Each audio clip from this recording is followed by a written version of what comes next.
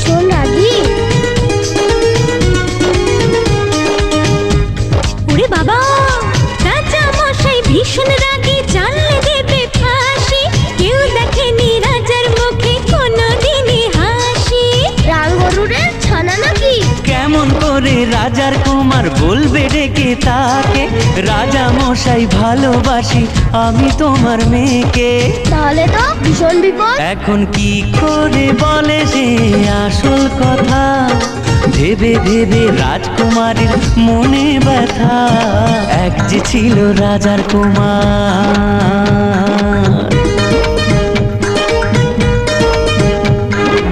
ওদিকে সেই অন্য দেশে রাজার কুমার এসে বিয়ের কথা বলতে এলো হবু জামাই বেশে।